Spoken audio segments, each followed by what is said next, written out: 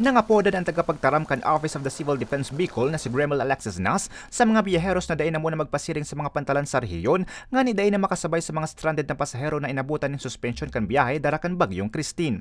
Sigun sa tagapagtaram, alas 12 kasubagong ugto, total na 2,450 na ang stranded na pasahero sa Bicolan.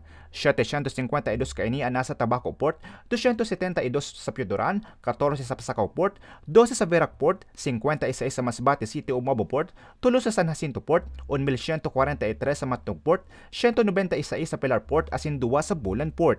Sa ngayon wala pa pong biyahe since may tropical cyclone wind signal po sa Bicolan at sa Northern Samar. Baka pwedeng ipagpaliban po muna nila yung kanilang pagbiyahe.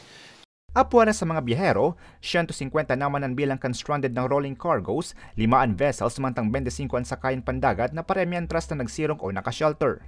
Dugang pa kan tagapagtaram, nga ni may veteran na madugangan ng stranded na mga biyahero sa mga pantalan, hinagan naman dakan OCD Bicol sa indang sentral na opisina asin sa Land Transportation Office na pugulan na muna ang pagbiyahe kan iba pang mga mapauruli sa Bicolan.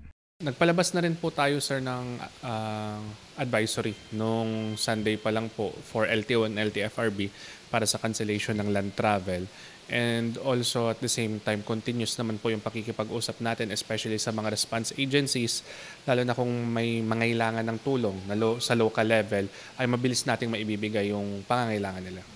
Mientras tanto, maigot man giraray daan koordinasyon kan OCD Bicol sa mga lokal na gobyerno lalo na sa mga flood as in landslide prone areas para sa preemptive evacuation. Pigpagirumduman kan opisina kan OCD Bicol ang publiko na pirming mag-antabay sa mga abiso na ipapaluwas kan otoridad para makaibitar sa anuman ng mga peligrong dara ni Bagyong Christine. Para sa mga baretang tatak Bicol, Ariel Obeya.